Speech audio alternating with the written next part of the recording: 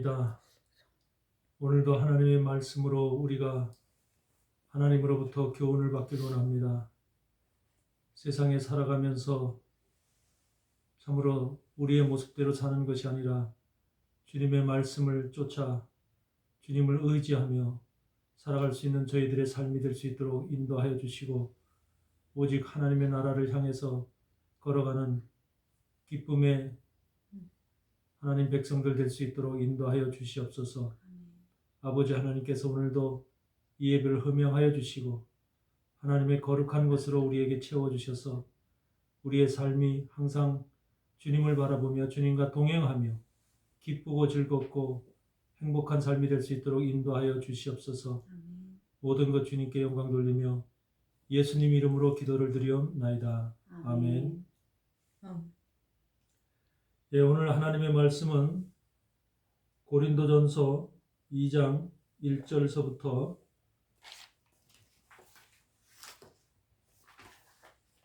고린도전서 2장 1절로부터 10절까지의 말씀을 우리 한 절씩 교독합니다. 고린도전서 2장 1절로부터 10절까지의 말씀을 한 절씩 교독하겠습니다.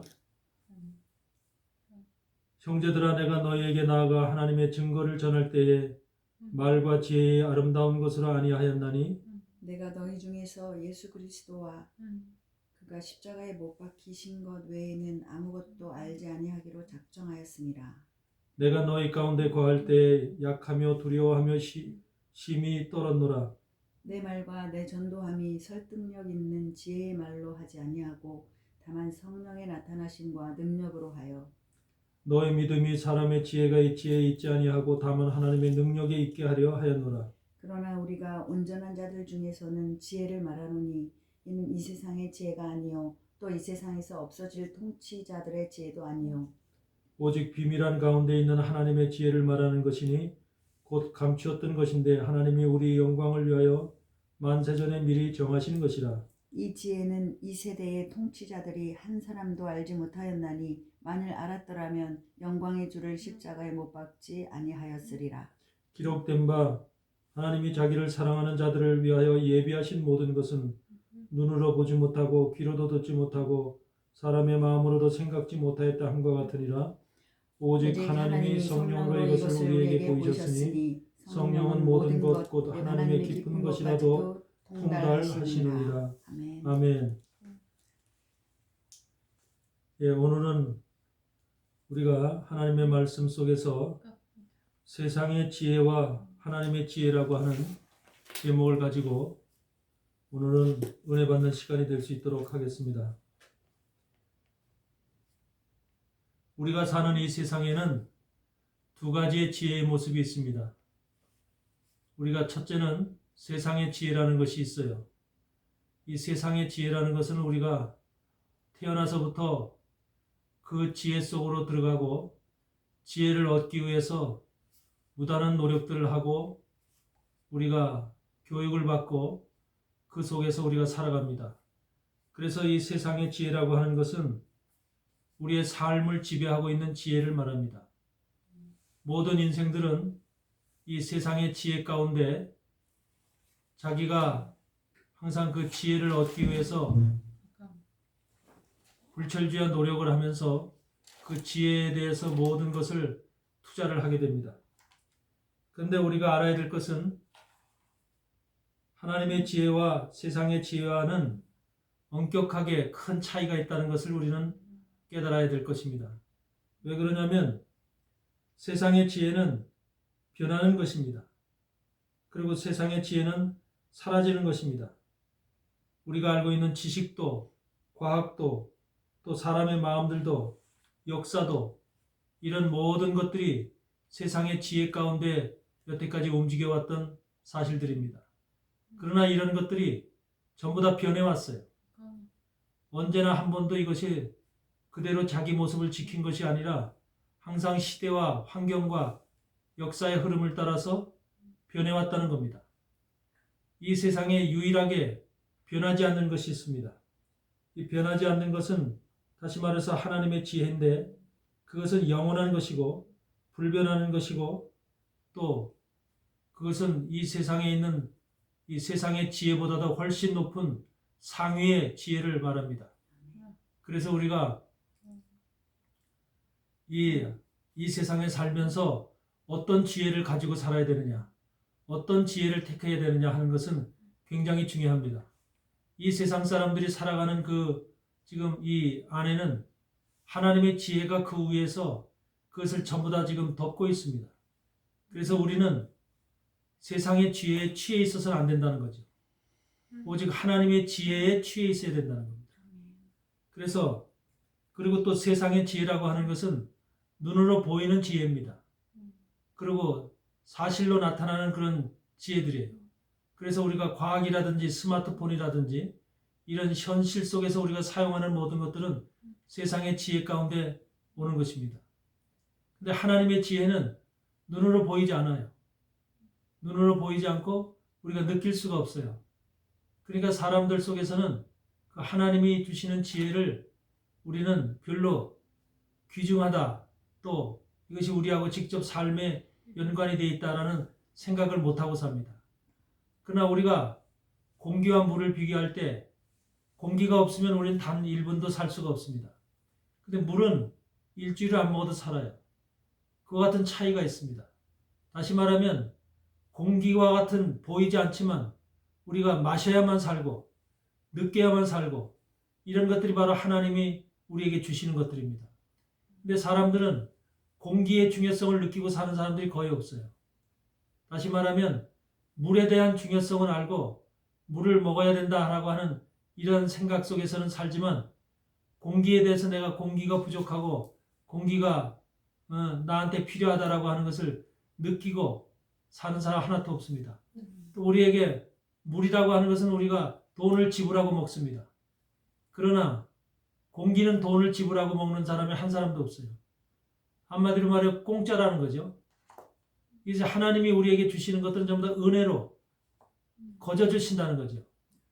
근데 세상의 이 관원들, 세상의 권력 잡고 통치를 하는 이런 사람들이 만든 모든 이런 세상의 지혜들은 돈을 지불해야 얻는 것입니다.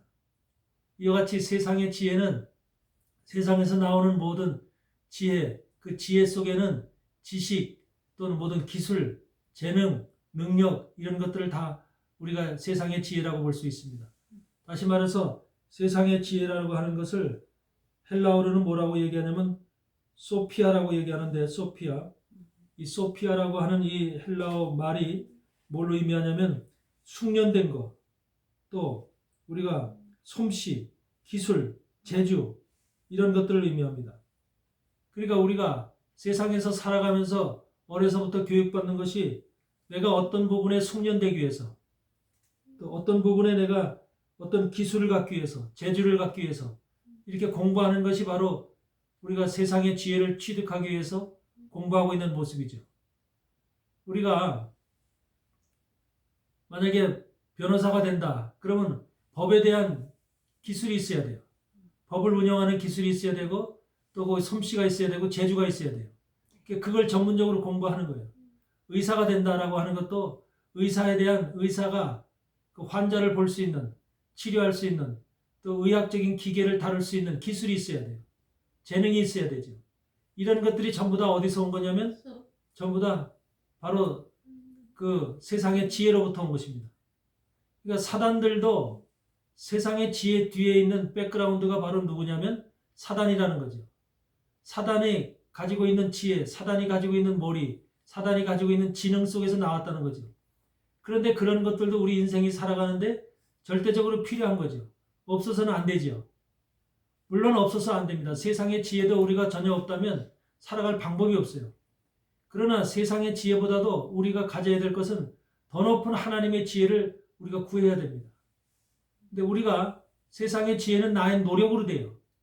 나의 노력으로, 나의 투자로, 나의 열심으로 세상의 지혜를 얻습니다. 그러니까 우리가 열심이나 투자나 이런 것들을 하지 않는다면, 노력을 하지 않는다면 세상의 지혜를 얻을 방법이 없어요. 근데 하나님의 지혜는 어떻게 얻어지느냐? 내가 하나님 앞에 구해야 됩니다. 하나님, 나에게 지혜를 주세요. 하나님, 나에게 명철함을 주세요. 하늘의 신령한 것들을 내게 허락해 주세요. 하늘의 지혜를 구해야 됩니다. 은혜라고 하는 것과 지혜라고 하는 것은 차이가 있습니다. 다시 말하면 은혜라고 하는 건 거저 주시는 거예요. 하나님이 우리에게 은혜를 주셨는데, 예수께서 우리에게 은혜를 주셨는데, 그 은혜는 하나님이 우리에게 거저 주시는 거예요. 우리가 돈을 지불하고 얻는 게 아닙니다. 근데 지혜라고 하는 것은 내가 구해야지 주시는 겁니다. 그러니까 그 은혜와 지혜라고 하는 차이는 아주 커요. 우리가 기도를 해서 예수님을 보내주세요. 예수님이 십자가 져서 우리 죄를 씻으세요. 씻어주세요. 그렇게 해서 오신 게 아닙니다. 하나님이 예수 아들 예수 그리스도를 이 땅에 보내실 때는 어떠한 어떠한 모든 것에 어떤 급부를 받고 우리에게 보내주신 것이 아니라, 또 인간들이 요구하기 때문에 보내주신 것이 아니라, 하나님의 판단에 하나님께서 온 우주 만물을 창조하신 하나님께서 이 땅의 백성들을 위해서 불쌍하고 긍휼히 여기심으로 인해서, 사랑하심으로 인해서 예수 그리스도 아들을 이 땅에 보내신 겁니다. 그러니까 거저 보내신 거예요. 그걸 우리는 헷세대의 은혜라 이렇게 얘기를 하죠. 헷세대의 은혜. 은혜라고 하는 것은 거저 주신 거예요. 선물이에요. 그런데 지혜라고 하는 것은 거저 주지 않습니다. 그래서 우리가 지혜로운 하늘의 지혜를 얻고 지혜로운 사람이 되려면 항상 어떻게 해야 되느냐? 하나님 앞에 구해야 돼요. 하나님 내게 지혜 주세요. 지혜의 말씀을 주세요. 이렇게 구해야 됩니다. 구했을 때 하나님께서 그 심령을 보고 그의 그 간절함을 보고 하나님께서 지혜를 주시는 겁니다. 그래서 지혜라는 것은 공짜로 내려주는 것이 아니다. 그래서 지혜를 받을 만한 합당한 사람에게 하나님이 지혜를 주시는 거죠. 이것이 차이가 있습니다. 은혜라고 하는 것은 거저인데 반해서 지혜라고 하는 것은 하나님께 간절히 구해야 된다는 것. 이것이 이제 차이가 있는 겁니다. 그래서 우리가 지혜로운 사람을 살기 위해서는 이 세상의 지혜를 뛰어넘고 세상적에 속하지 않고 세상에 이런 모든 만들어져 있는 문물이라든지 이런 지혜, 세상의 지혜 가운데 우리가 속하지 않기 위해서는 하나님의 지혜를 우리가 얻어서 그 세상의 지혜 위에서 우리가 이걸 내려다 봐야 되는 거죠. 이것이 굉장히 중요합니다. 우리가 구약 시대에도 하나님이 성전을 만들 때 36장에 보면은, 출애굽기 36장에 보면은 그런 말씀이 있습니다. 무슨 말씀이냐면,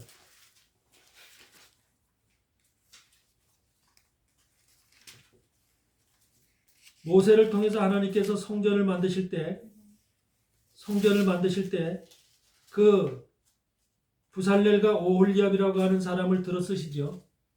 36장 1, 2절을 보면은 부살렐과 오홀리압과 및 마음이 지혜로운 사람 곧 여호와께서 지혜와 총명을 부으사 성소에 쓸 모든 일을 할 줄 알게 하심을 입은 자들 여호와의 무릇 명하신 대로 할 것이니라. 그러니까 부살렐과 오홀리압을 비롯해서 마음이 지혜로운 사람을 하나님께서는 성전 일에 쓰신다는 거예요. 그러니까 성전의 일을, 하나님의 성전의 일은 아무나 하나님께서 사용하시는 것이 아니라 마음이 지혜로운 사람. 근데 그 마음이 지혜로운 사람이 어떤 사람이냐면 하나님께서 그 지혜와 총명을 부었다는 거예요. 부어서 성소에서 쓸 일을, 모든 일을 할 수 있도록, 한마디로 말하면 하나님께서 그것을 부으셨다. 재능을 부으셨다. 기술을 부으셨다. 이거죠. 그러니까 오늘날도 우리가 하나님의 종으로서 하나님의 성전에서 일을 하려면 이 지혜를 부음받아야 되죠. 하나님의 지혜를 부음받지 못하면 내 실력으로, 내 능력으로, 내 기술로 하게 되죠. 그러니까 하나님의 분명히 여기서도 말씀하시다시피 보면 여호와의 물은 명하신 대로 할 것이니라. 하나님의 일은 하나님의 명하신 대로 해야 된다는 것. 이것이 굉장히 중요하죠. 그러니까 하나님이 우리의 세상 일은 내가 원하는 대로 합니다. 내가 가지고 있는 기술대로, 내가 가지고 있는 능력대로, 내가 가지고 있는 모든 재력대로 이렇게 할 수가 있어요. 근데 하나님의 일은 절대로 내 실력이나 내 기술이나 내 재능을 가지고 하는 게 아니라는 겁니다. 오직 하나님으로부터 부여받은 지혜와 총명을 받아서 그것을 통해서 우리가 하나님의 일을 해야 된다는 것, 이 사실을 분명히 우리가 명심해야 될 줄 믿습니다. 특히 하나님의 주의 종들은 이것을 특히 명심해야 돼요. 그래서 하나님의 성막을 지을 때도 성전 안에 필요한 모든 것들을 이런 하나님의 영으로 지은 하나님의 지혜를 부음받은 사람들, 이런 사람들을 통해서 하나님께서 일을 하셨다는 거예요. 이것을 우리가 귀히 생각해야 돼요. 그래서 하나님은 거기에도 보면은 출애굽기 36장 뭐냐면 8절에도 보면은 그런 말씀이 있죠. 일하는 사람 중에 마음이 지혜로운 모든 사람이, 그러니까 일하는 사람 중에 마음이 지혜로운 모든 사람, 마음이 지혜로운 모든 사람, 이 지혜로운 모든 사람이 바로 하나님으로부터 그 지혜의 신을 물려받은, 부음받은 이런 사람들이라는 거죠. 그래서 오늘날도 사실 우리는 하나님으로부터 하나님께 뭘 구해야 되냐면 지혜를 구해야 되는 거예요. 우리가 삶에 있어서도 지혜를 구하는, 하나님의 지혜를 가지고 사는 삶이 돼야지 세상적인 지혜만을 가지고 살아가는 어리석은 사람이 돼서는 안 된다는 거예요. 세상적인 지혜는 누구로부터 온 거예요? 사단으로부터 온 거예요. 사단이 만들어 놓은 모든 시스템이에요. 그 안에서 우리가 그 기술과 재능과 능력을 배우는 거예요. 그런데 우리가 그 속에 속하다 보면 어느 날 어느 시간에 처음에는 우리가 세상적인 지혜를 가지고 살아갈 때 성공한 듯 보여요. 내가 잘해서 성공했다. 세상에서도 인정받는다. 내가 또 이렇게 큰 훌륭한 달란트를 가지고 있다. 이런 식으로 생각하며 살아갈 수도 있어요. 그러나 그것이 오래가지 않는다는 거죠. 우리는 반드시 이 세상적인 사단이 주는 그 지혜 가운데 살아가는 사람은 반드시 어느 시간 어느 날 자기도 모르는 사이에 그것이 넘어지고 없어지고 고꾸라지고 자기도 모르는 사이에 그 인생이 패망으로 끌려간다는 거죠. 그래서 우리는 항상 하나님의 지혜 가운데 하나님이 주시는 그 지혜의 능력을 가지고 그 영원한 생명을 향해서 걸어갈 수 있는 그런 하나님의 사람들이 되어야 된다. 이것을 여러분들 오늘 여러분에게 강조를 합니다. 그래서 우리는 기도할 때 항상 하나님의 지혜를 구하는 자들이 되라.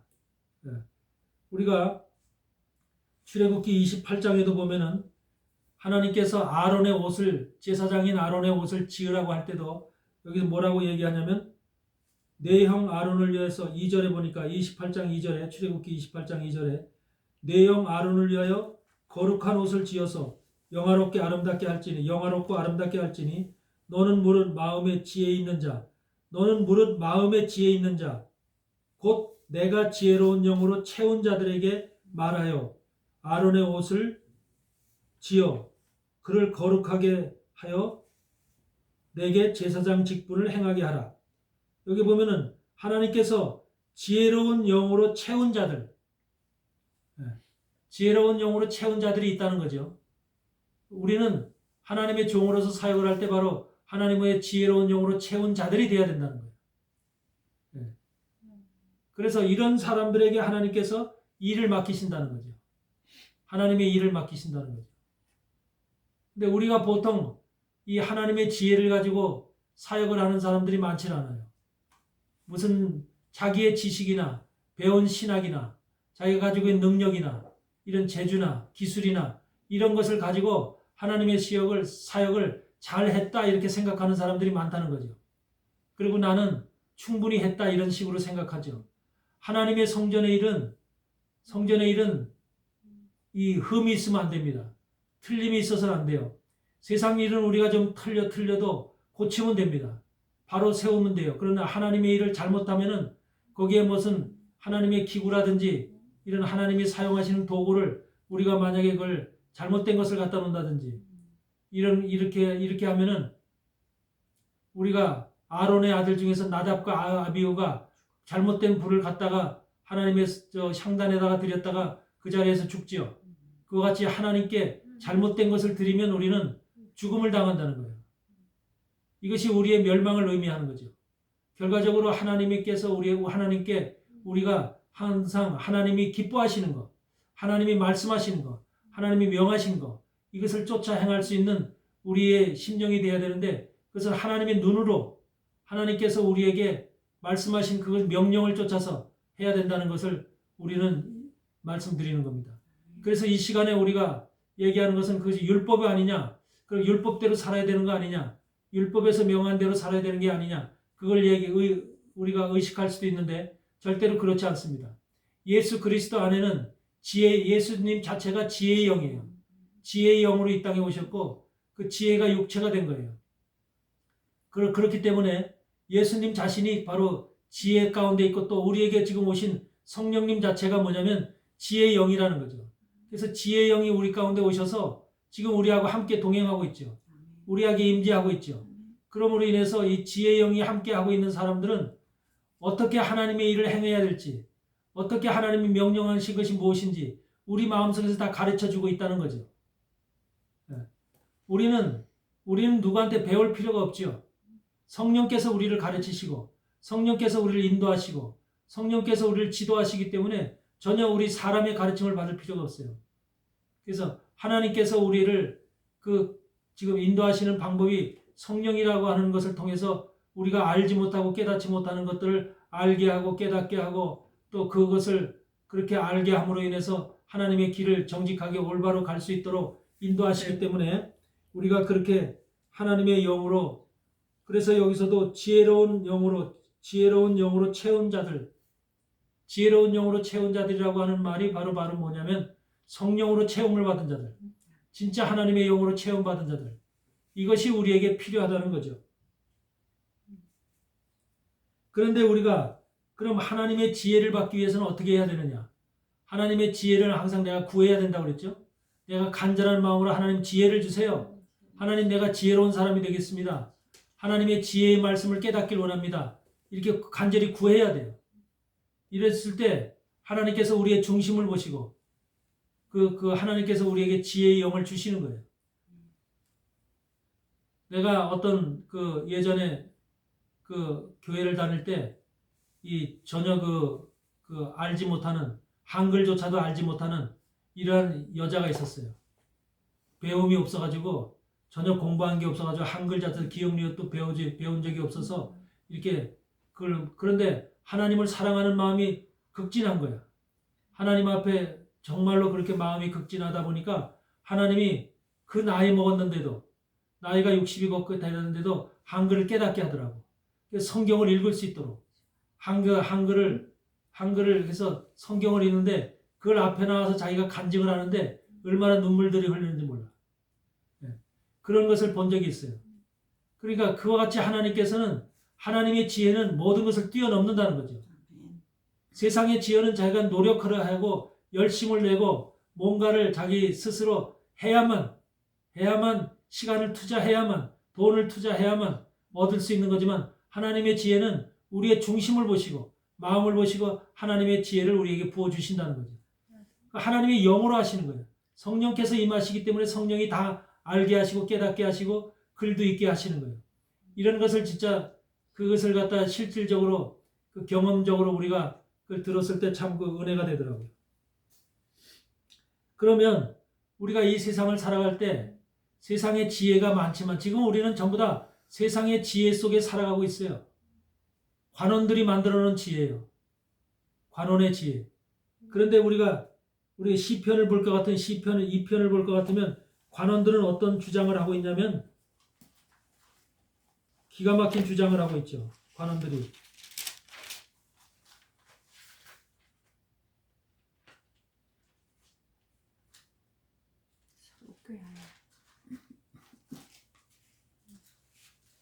지금 우리가 새 성경에는 뭐라고 되냐면 통치자들이라고 기록되어 있죠. 관원을 그렇게 표현되어 있죠. 아니, 관원들이라고 그랬어요. 세상에 군원들이 나서며 관원들. 아니. 새 성경, 신약 성경 아까 고린도전서에 그렇게 기록되어 있었죠. 그런데 관원들은 관원이라고 하는 것이 이제 세상의 권력을 잡은 사람들도 의미하지만 세상의 과학이나 학문이나 이런 모든 것들을 다 지배하고 있는 자들이에요. 이런 사람들이 이제 관원이라고 볼 수 있는데 이런 사람들이 어떻게 지금 하고 있냐면 어찌하여 열방이 분노하며 민족들이 허사를 경영하는고 세상의 군왕들이 나서며 관원들이 서로 꾀하여 여호와와 그 기름 받은 자를 대적하여, 기름 받은 자라는 것은 예수님이죠. 우리가 그 맨 것을 끊고 그 결박을 벗어버리자 하도다. 하늘에서 계신 하나님께서 뭐냐면 저가 웃으심이요 주께서 저희를 비웃으시로다. 관원들은 뭘 지금 원해요? 세상에 지식을 가진 자, 권력을 가진 자, 돈을 가진 자, 학문을 가진 자, 이런 사람들은 관원들인데, 이런 사람들이 뭘 원해? 예수 그리스도를 대적한다는 거죠. 그러면서 예수 그리스도와 연결된 끈을 끊자고 하는 거죠. 결박을 끊어버리자. 지금 인류 역사가 그 일을 해온 거예요. 사단이 바로 이런 관원들의 뒤에서 이들을 조종함으로 인해서 바로 예수 그리스도와의 관계, 우리 기독교의 모든 끈을 갖다 끊어버리자. 이것이 마지막 시대 지금 엘리트들이, 그 딥스테이트들이 하는 일이죠. 그래서 우리는 바로 이것을 사실 알아야 돼요. 세상의 지혜를 가지고 있는 이들, 세상의 지혜를 가지고 있는 이들이 지금 어떤 모습으로 지금 교회를 향해서, 하나님의 백성들을 향해서 어떻게 일을 하고 있는가. 결국은 그들의 원하는 것은 예수 그리스도를 대적하자는 거예요. 그러고서 예수 그리스도와 기독교의 끈을 끊어버리자는 거예요. 기독교의 끈을 끊어버리자. 이것이 바로 이들이 하는 일이고, 근데 하나님은 또 시편 14편에서 뭐라고 그래요? 시편 14편에서 무슨 말씀을 하고 계시냐면, 어리석은 자는 그 마음에 이르기를 하나님이 없다 하도다. 그러죠? 어리석은 자는 그 마음에 이르기를 하나님이 없다 하도다. 저희는 부패하고 소행이 가증하여 선을 행하는 자가 없도다. 그러니까 세상의 관원들, 세상에 속한 자, 또 세상으로부터 이런 세상의 지혜를 많이 얻은 자들, 이 얻은 자들은 하나님이 없다 하는 거예요. 하나님을 믿는 자들 미련하다 이렇게 생각하는 거죠. 이것이 바로 세상의 지혜를 가진 자들의 모습이라는 거죠. 그러니까 우리는 세상의 지혜가 필요 없다는 것이 아니라, 세상의 지혜도 우리가 육신을 가지고 살아가는 한은 필요하지요. 그렇지만 세상의 지혜에 전념해서는 안 된다는 거예요. 세상의 지혜 속에 매여 있어서는 안 된다는 거예요. 그러니까 세상의 문화라든지 세상의 모든 학문이라든지 세상적인 것들의 삶 속에서 우리가 거기 얽매여 있어서는 안 된다는 거예요. 우리는 항상 하나님의 지혜를 구하는 자가 되어서 하나님께서 주시는 그 보이지 않는, 우리에게 영어로 말씀하시는 그 보이지 않는 세계에 하나님의 신령한 것들을 맛보고 체험할 수 있는, 그러므로 인해서 그런 것들이 이슬같이 우리 삶 속에서 내리는, 또 우리를 갖다 촉촉히 적셔주는 마음을 우리에게 정말로 신령한 것들로 채워줄 수 있는 그러한 삶을 우리가 살아야지, 우리가 세상 속에 매여 있고 하나님의 것을 무관심하는 이런 삶을 살면 안 된다는 거죠. 그럼 우리가 하나님의 그 지혜를 얻는 방법이 뭐냐? 하나님의 지혜는 그동안 비밀한 것이라는 거예요. 하나님의 지혜가 비밀한 것입니다. 첫째는 비밀하다. 하나님의 지혜라고 하는 것은 세상에 널려 있는 게 아니라는 거죠. 하나님의 지혜는 고린도전서에서 지금 얘기하고 있듯이 하나님의 지혜는 뭐냐면 비밀한 것이다. 비밀한 것이다. 예수님 자신이 비밀한 것이듯이, 하나님 자신이 비밀한 것이듯이 하나님의 지혜 자체가 비밀한 것이라는 거예요. 그래서 이 비밀이라는 것은 원래 세상의 비밀도 아는 사람만 아는 거잖아요. 비밀이라는 것이 모든 사람에게 다 알려지면 그건 비밀이 아니죠. 그렇기 때문에 아는 사람만 비밀을 아는 거예요. 그래서 우리가 마태복음 13장에도 보면은 하나님 나라의 비밀을 아는 것이 너희에게는 해당되었으나 저들에게는 아니 되었나니 그러잖아요. 그러니까 비밀을 맡은 사람이 있고 비밀을 소유할 사람이 있고, 하나님께서 그 비밀을, 하나님의 지혜의 비밀을 줄 사람이 있는 거죠. 그래서 우리는 하나님의 지혜, 하나님의 비밀을 얻을 수 있고 소유할 수 있는 그런 사람이 돼야 된다는 겁니다. 근데 그런 것도 하나님께서 그냥 주시는 게 아니야. 우리의 간절한 마음을 통해서, 기도를 통해서 하나님께서 응답을 해주시는 거죠. 그래서 너는 그 비밀을 소유할 수 있는 자격이 됐어. 이것을 우리가 하나님으로부터 인정을 받아야 되겠죠. 그 다음에 뭐냐면 두 번째는 하나님의 비밀을, 하나님의 지혜를 얻는 방법이 뭐냐면 원래가 감춰졌던 거라는 거예요. 감춰졌던 거. 숨겨진 거라는 거죠. 예수님이 숨겨졌던 거예요. 존재 자체가. 근데 그것이, 그래서 여기서도 그러죠. 만약에 관원들이 예수님을 십자가에 못 박힌 것이, 그것이 뭐라 그래요? 지금 바울이 고백하기를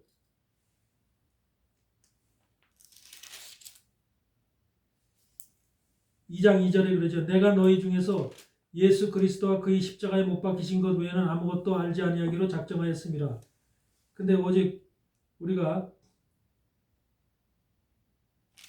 8절에 보니까 이 지혜는 이 세대의 관원이 하나도 알지 못하였나니, 예수 그리스도에 대해서 이 세대의 관원이 하나도 알지 못하였다는 거예요. 만일 알았다면, 예수가 누구신지 알았다면 영광의 주를 십자가에 못 박지 아니하였으리라 그러는 거예요. 근데 그들이 몰랐기 때문에 십자가에 못 박혀요. 십자가에 못 박으면 자기들이 이길 줄 알았던 거예요. 승리할 줄 알았던 거예요. 근데 오히려 십자가에 못 박힌 것이 그들이 패하는 결과를 가져온 거죠. 예수님은 이 땅에서 십자가에 못 박히기 위해서 오신 거니까. 그래서 우리의 죄를 사하기 위해서 오신 거기 때문에 이와 같이 세상의 지혜는 하나님의 지혜를 알 수가 없어요. 비밀한 것이고 감춰져 있는 것이기 때문에. 그런데 하나님이 이 비밀한 것이고 감춰져 있는 하나님의 지혜를 주는 사람이 있다는 거죠. 받은 사람이 있다는 거죠. 깨닫는 사람이 있다는 거죠. 그래서 우리가 그런 사람이 되길 바랍니다. 우리가 하나님의 지혜를 받는 사람, 하나님의 지혜를 받아서 하나님의 비밀한 세계, 하나님의 감춰진 세계를 우리가 알 수 있고 깨달을 수 있고 볼 수 있는 그런 영적인 하나님의 사람들이 된다면 얼마나 이것이 기쁘겠어요.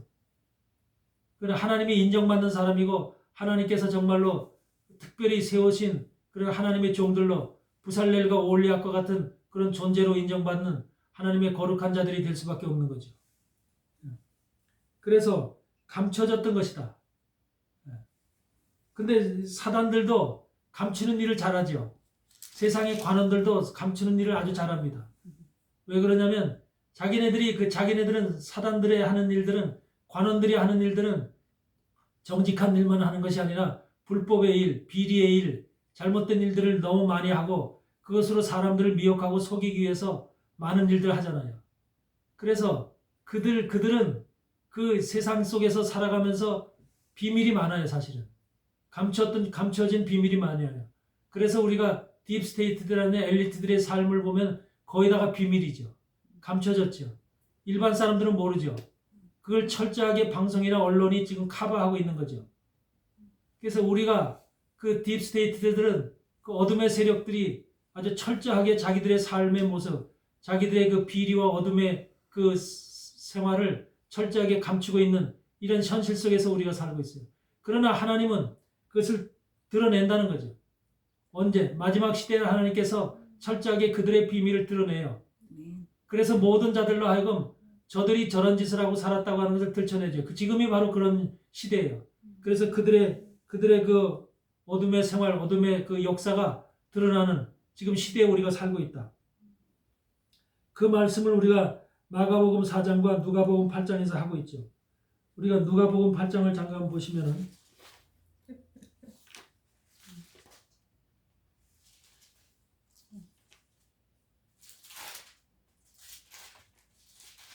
누가복음 8장을 보시면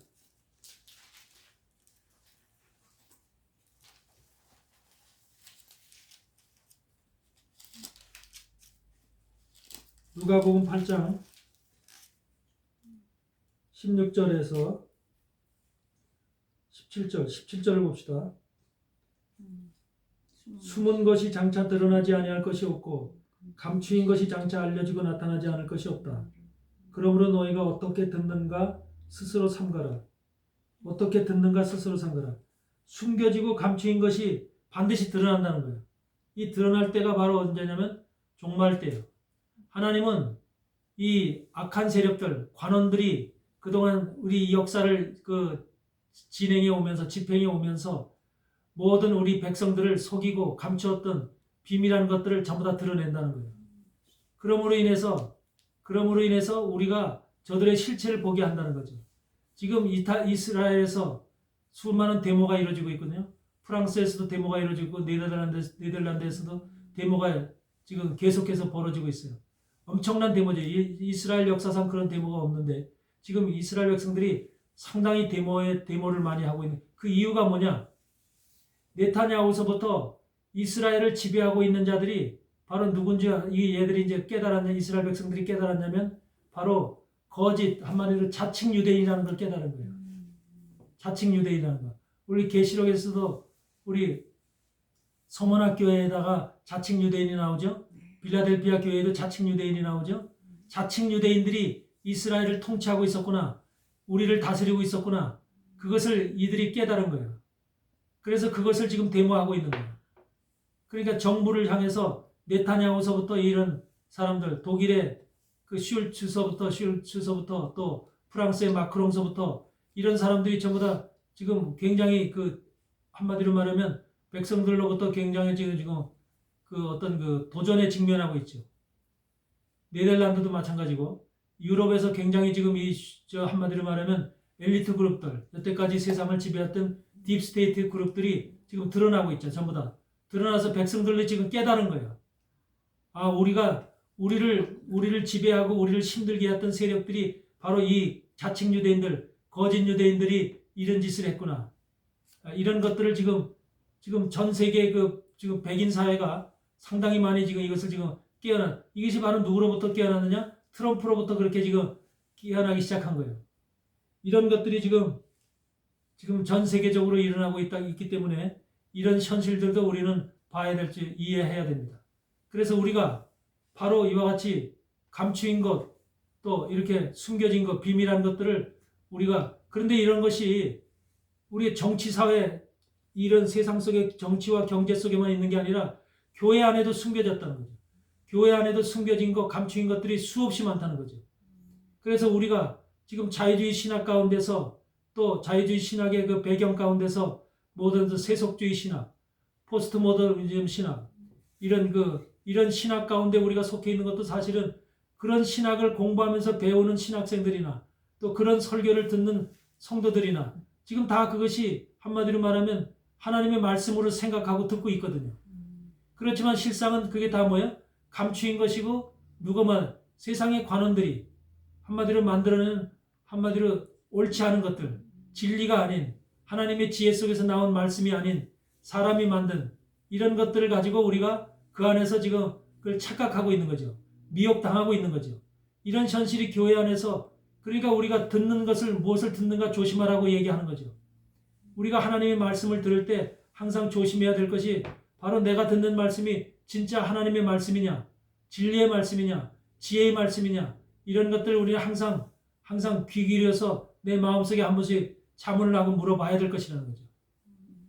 무조건 그냥 시간 때우기 식으로 교회 가서 목사님의 설교를 듣고 그냥 아멘 아멘만 하고 나올 것이 아니라 목사님이 전하는 하나님의 말씀이 정말로 성경에 의거한 하나님의 뜻에 의거한 정말로 지혜의 말씀이냐, 진리의 말씀이냐라고 하는 것을 우리는 반드시 이것을 짚고 넘어가야 된다는 거죠. 이게 영적 분별이죠. 그래서 하나님한테 우리가 지혜를 구하면서도 동시에 뭐예요? 하나님 내게 영적 분별력을 주세요. 영의 분별력을 주세요. 들을 때 그 듣는 말씀이 진리인가 거짓인가를 분별할 수 있는 그 영을 허락해 주세요. 그걸 구해야 된다는 겁니다. 하나님은 구하는 자에게, 기도를 통해서 간절한 마음으로 구하는 자에게 그걸 주지 그냥 주지 않는다는 거죠. 그러니까 우리에게 필요한 것, 하나님 나라에 필요한 것은 우리가 구해야 돼요.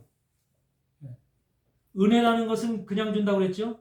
헷세드의 은혜, 주님이 이 땅에 오셔서 십자가 지시고 우리를 위해서 피 흘리신, 그걸 우리가 돈 주고 하신 것이 아니에요. 돈 받고 하신 일이 아니에요.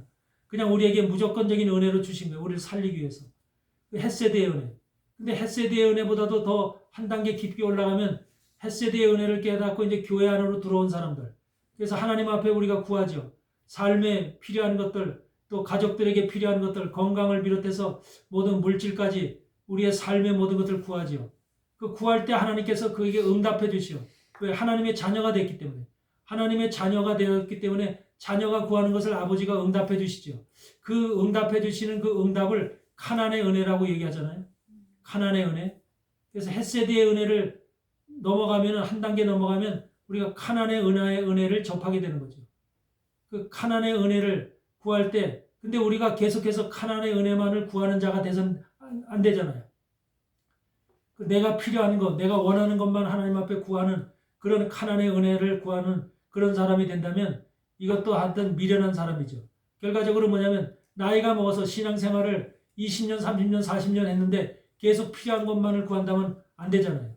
우리가 자식들도 우리가 나이가 먹어서 20살 성년이 돼서 20살, 30살, 40살이 됐는데도 불구하고 계속 어머니, 아버지한테 이거 주세요, 저거 주세요, 이거 사주세요, 저거 사주세요 한다면 얼마나 그 자식이 한심한 아들이겠어요. 한심한 자식이겠어요. 그렇죠. 바로 그거예요. 하나님도 바로 그렇게 본다는 거죠. 그렇기 때문에 우리가 카나안의 은혜를 하나님께서 허락하실 때도 있지만 그 시간이 이제 지나게 되면 하나님께서 그걸 끊어버려요. 카나안의 은혜에 응답을 안 해요. 우리가 구하는 것들에 대해 응답을 안 해요. 그러면 어떻게 해요? 카나안의 은혜만 구했던 사람은 하나님의 응답이 없으니까 하나님이 나를 버리셨는가? 하나님이 나를 정말로 모르시는가? 이렇게 이제 하나님을 의심하는 거죠. 그 이스라엘 백성들이 광야에서 하나님과 모세를 원망했듯이 원망의 모습으로 이제 바뀌는 거예요. 신앙이 정직하지 않고 신앙이 온전치 않은 사람들은 반드시 원망의 모습으로 가게 돼 있어요. 이것을 항상 우리는 주의해야 되죠. 그래서 카나안의 은혜를 하나님께서 주시지만 그것을 체험하고 하나님께 감사하면서 우리는 무슨 단계로 나가야 돼요? 그 다음에는 락함의 은혜로 나가야 되죠. 락함의 은혜. 락함의 은혜라는 게 뭐예요? 그래서 떡을 구하는 은혜예요. 떡을 구하는 은혜. 말씀을 구하는 은혜예요. 그 브레드, 떡이라고 하는 것이 락함이에요. 그래서 그 이스라엘 백성들에게 말씀을 통해서 우리 신약 시대에는 예수님의 말씀, 복음을 통해서 우리에게 떡을 주시는 거예요. 말씀이 우리에게 있어야지 말씀이신 하나님, 요한복음 1장에서 얘기하듯이 말씀이 여호와 하나님이시라고 그랬죠. 그와 같이 말씀이신 하나님이 바로 우리 가운데 임해야 되는 거죠. 말씀으로 임해야 되는 겁니다. 하나님께서 그렇게 했을 때 바로 하나님이 뭐라고 하냐면 너는 내 아들이라. 하나님이 하나님을 아버지라고 부를 수 있는 자격을 주어지는 거예요. 그래서 그런 말씀을 구하고 말씀을 간절히 사모하는 이러한 락함의 은혜를 구하는 자로 바뀌어야 되는 거죠. 그래서 은혜의 단계는 세 가지가 있다고 그랬죠. 헤세드의 단계, 카나안의 단계, 락함의 단계. 락함의 단계가 되었을 때 바로 주님이 너는 내 아들이다, 내 자식이다 이렇게 품는다는 거예요. 근데 우리가 카나안의 은혜만 계속 구하게 되면 어떻게 돼요? 미운 거예요. 미워. 우리도 자식이 계속해서 구하기만 엄마 아빠 사달라고 계속 졸르면 나중에 어떻게 돼요? 뺨따기 맞죠? 네. 그와 같이 바로 우리는 신앙적으로 이렇게 성장해야 되거든요. 헤세드의 은혜에서 카나안의 은혜로 그 다음에 락함의 은혜로 이렇게 성장을 해야 되거든요. 이 성장해야지 하는 락함의 은혜를 구하는 말씀을 사모하는 이런 은혜 가운데 우리가 깊숙이 들어가게 되면 진정으로 하나님을 발견하게 되는 거예요. 하나님을 만나게 되는 거예요. 그리고 하나님께서 내게 베풀어 주신 모든 하나님의 말씀, 하나님의 마음 속으로 우리가 들어가게 돼서 그걸 발견하게 되는 거예요. 그러면서 그 안에 바로 뭐가 있어요? 하나님의 지혜가 있는 거죠. 그래서 우리가 그런 말씀을 분별할 수 있는 능력이 있어야 된다는 거예요. 영적 분별력이 있어야 된다. 이것이 굉장히 중요한 거죠. 그래서 우리는 바로 감추었던 것들, 하나님 안에도 감추었던 예수님이 감추었던 것이지만 세상 가운데서도 사단들이 수많은 자기의 것들을 숨기면서 감추는 이 감추어진 것들, 교회 안에서도 설교 안에서도 목사들 속에서도 수많이 감춰진 것들이 이것이 우리가 밝히 드러내서 이걸 깨달아야 된다는 거죠. 그래서 들을 귀 있는 자들은 들을 귀가 있는 자들만 들린다는 거예요. 그게 들을 귀 있는 자는 들을지어다. 계시록에서도 우리가 7교회를 향해서 사도 요한이 하는 소리가 그래요. 들을 귀 있는 자는 들을지어다. 들을 귀 있는 자는. 7번씩 얘기하잖아요. 그러니까 듣는다는 것이 하나님의 말씀을 청종한다는 것이 얼마나 중요한 것인가를 우리가 깨닫게 되죠. 듣지 않으면 아무것도 되질 않아요. 하나님의 교훈의 말씀을 들어야지 그것이 내 심령 속에 들어오는 거죠. 듣는데 관심이 없으면 우리가 전혀 하나님을 알 수가 없는 거예요. 이래서 우리가 바로 하나님의 말씀을 듣는 것에 우리가 관심을 가져야 된다. 그 다음에 이러한 일들이 이 세상에 펼쳐지는 모든 예수님을 비롯해서 하나님의 지혜의 말씀들이 전부 다 만세전에 이미 정해졌다는 거예요. 만세전에 정해진 하나님의 뜻이라는 거예요. 그러니까 하나님 안에는 세상을 창조하기 이전부터 하나님께서 계획이 있던 거죠. 이 계획 가운데 이 세상에 한 단계, 두 단계, 세 단계 해서 우리가 모든 것이 절차적 순서대로 하나님께서 일을 베풀어 가시는 거죠. 섭리해 가시고 통치해 가시는 거죠. 그래서 지금 이제 마지막 종말의 시간까지 우리가 다가온 거죠. 지금 우리가 살아야 될 이 시간이 종말의 시간이라는 것을 분명히 우리는 이해하고 깨달아야 됩니다. 지금이 무슨 창조의 초기 시대가 아니라 창조가 끝나는 마지막 시간대라는 것을 분명히 이해해야 돼요. 그러면 마지막 시간대에 살아가는 우리가 거기에 합당한 삶을 살아야 돼요. 마지막 시간대에 살아가는 우리가 합당하지 못한 삶을 산다면 우리는 망하는 거예요. 그래서 때를 따라 양식을 나눠줄 종이 복이 있도다. 그래서 종은 때를 따라 양식을 어느 때인지를 알아야 되죠. 지금 이 세상이 어떻게 움직여 있고 세상의 사단들이 관원들이 어떤 마음을 먹고 어떤 뜻으로 이 교회와 하나님의 사람들을 파괴시키려고 이렇게 지금 움직이고 있는지 이런 것들 지금이 이런 것이 지금 세상 가운데서 행해지고 있잖아요. 우리가 참 특이한 일이 있어요. 남극에 가면은 남극에도 섬이 있잖아요. 얼음뿐이 눈만 있는 그 남극 땅에 섬들이 있는데 그 섬 속의 이름들이 바로 코로나라는 섬이 있거든요. 오미크론이라는 섬이 있거든요. 델타라는 섬이 있거든요. 왜 섬 이름이 코로나, 오미크론, 우리가 그 지금 요새 코로나 사건 때 그런 이름들이 다 등장했죠. 그래서 변이된 바이러스가 해서 오미크론, 또 델타 이런 식으로. 근데 그 섬 이름이 전부 다 그 남극에 있어. 그럼 이들은 이미 다 알고 있었던 거예요.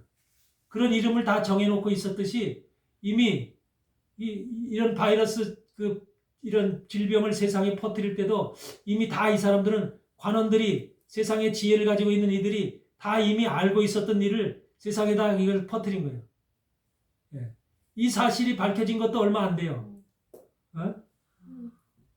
오미크론이다, 뭐 코로나다, 이런 이름들, 델타다 이런 이름들이 섬 이름이 정말로 거기에 존재한다는 거 밝혀진 것이 얼마 안 돼. 그러니까 이번 전부 다 드러내는 거야. 그들 숨겨왔고 감춰왔던 그런 사실들이 전부 다 드러나는 거죠. 이런 우리는 지금 철저하게 숨겨진 세상 가운데, 감춰진 세상 가운데 사단들이 관원들을 통해서 행했던 그런 것들, 그런 지배하에 우리가 살아가고 있는 거죠. 그래서 우리가 경제적인 삶도 지금 마찬가지죠.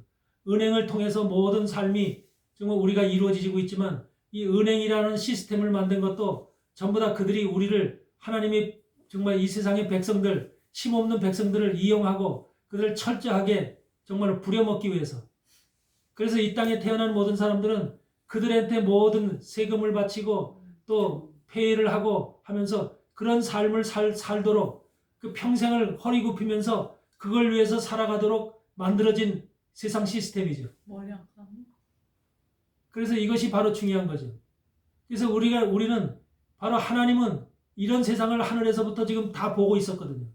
사단들이, 관원들이 어떻게 세상을 운영하는가. 이들이 철저하게 하나님의 백성들을 이용하고 그렇게 해서 철저하게 노예식으로 부리고 있었던. 그래서 자기네들은 그런 것을 누리고 있었고, 우리는 평생을 벌어서 페이문 갚다가 말잖아요. 집 모개지, 차 모개지, 학교 론 모개지 할 것 없이 수많은 우리가 빚을 져가면서 그 돈을, 그래서 이자도 엄청나게 비싸잖아. 그 엄청난 이자를 지불하면서 모든 것을 그렇게 페이하면서 살아가도록 이 세상의 시스템이 만들어져 있거든. 이 시스템을 누가 만들었냐는 거예요. 바로 세상의 관원들, 바로 엘리트 그룹도, 딥스테이트들이 만들어 놓은 거거든요.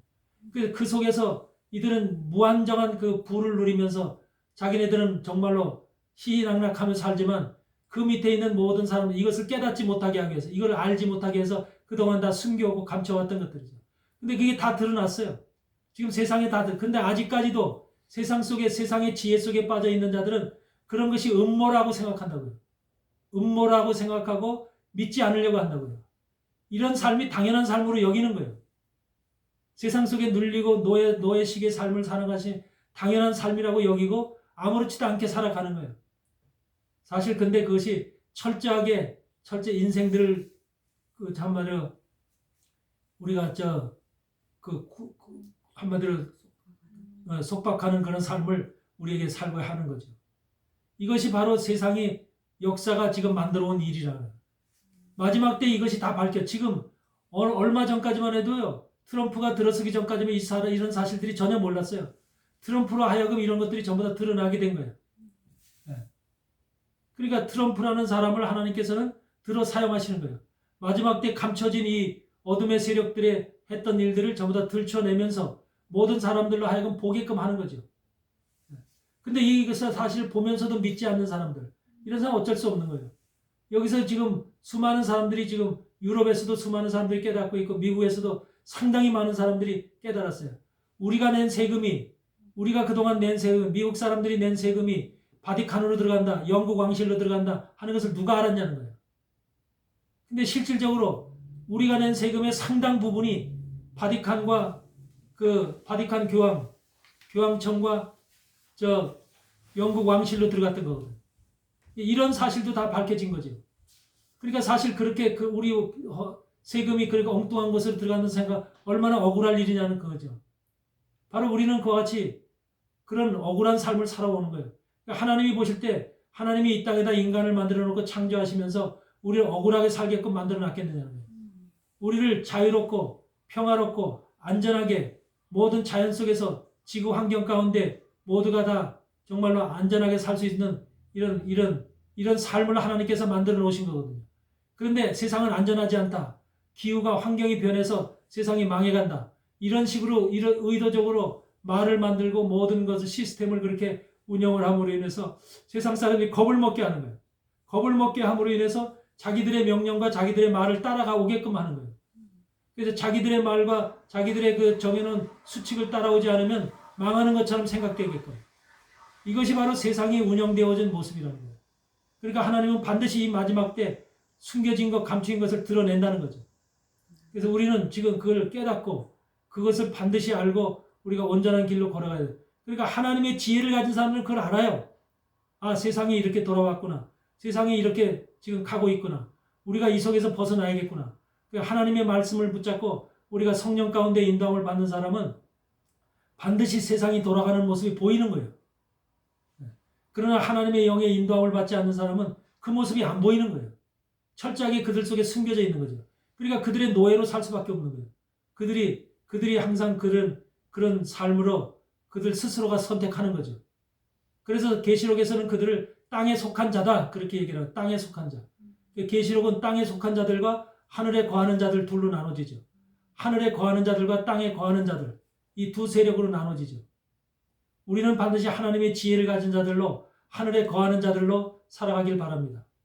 우리의 영이 깨어 있어서 하나님의 지혜를 가지고 정말로 이 모든 것이 우리 눈에는 밝히 보임으로 인해서 우리가 하나님의 길, 정말로 진리의 길, 성령의 길, 말씀의 길을 걸어갈 수 있는 그런 하나님이 될 수 되기를 진심으로 기원을 드립니다. 그래서 우리는 마지막 때 교회 시대에 살고 있기 때문에 교회라는 것이 건물 교회가 아니라 우리 심령의 교회를 말씀하시는 거기 때문에 두세 사람이 모인 것은 내가 너와 함께하리라고 말씀하신 것처럼 반드시 이것이 가정이지만 가정 안에 분명히 하나님께서 함께하시고 이 예배 가운데 함께하시고 지금도 주님께서 이것에 임재하고 계시다는 분명한 사실을 기억하시기 바라고 우리가 이 하나님의 지혜, 하늘로부터 내려오는 하나님의 지혜를 받은 자들, 이런 자들이 되어서 하나님의 일을 행할 수 있는, 하나님의 뜻을 기쁘게 할 수 있는 이런 하나님의 사람들로 살아가기를 주의 이름으로 축원을 드립니다. 고마우신 하나님 감사합니다. 오늘도 하나님 말씀 가운데 우리가 세상의 지혜와 하나님의 지혜라는 말씀을 가지고 비교하면서 우리가 하나님 말씀을 받았습니다. 하나님께서 우리가 이 땅에 살아가면서 참으로 하나님의 지혜를 갖고 살길 바랍니다. 세상의 지혜에 속한 자들은 바로 이 세상이 어떻게 돌아가는지, 내가 어떻게 살아가고 있는지, 내가 살아가는 삶이 당연하다고 생각하고 사단에 의해서, 관원들에 의해서 지배받고 있는 이 삶이, 억울한 삶이 당연하다고 생각하면서 살아가는 이 어리석은 인생들이, 수많은 인생들이 있습니다. 하나님 불쌍히 여겨주시고 그들 속에도 하나님의 영이 임해서 그들이 깨달을 수 있도록 도와주시길 원합니다. 하나님께서 오늘도 이 가정에 하나님의 지혜의 영을 부어주시고 사랑하는 당신의 자녀들에게 하나님 한량없는 하나님의 은혜를 부어주셔서 우리가 이 세상을 반드시 깨닫고 마지막 종말의 교회 시대에 우리가 반드시 주님의 신부로서 주님의 정말로 아들로서 태어날 수 있도록 거듭날 수 있도록 주님께서 모든 것으로 새롭게 만들어 주시고 인도하여 주시옵소서. 우리의 삶과 우리의 가정의 모든 일 하나에서부터 열까지도 다 주님께서 관리해 주시고 책임져 주시고 하늘의 지혜를 가진 자들의 삶이 이곳에 있사오니 하나님께서 품어주시고 천군천사로 함께해 주시고 모든 것이 부족함이 없도록 하나님 넉넉하게 하나님 나라를 위해서 하나님이 우리에게 부어주시는 그 아버지의 사랑과 은혜 가운데 우리가 풍성함을 누리며 살아갈 수 있도록 주님 도와주시고 은혜 베풀어 주시옵소서. 모든 것 주님께 영광 돌리며 예수 그리스도의 이름으로 간절히 기도드리옵나이다. 아멘.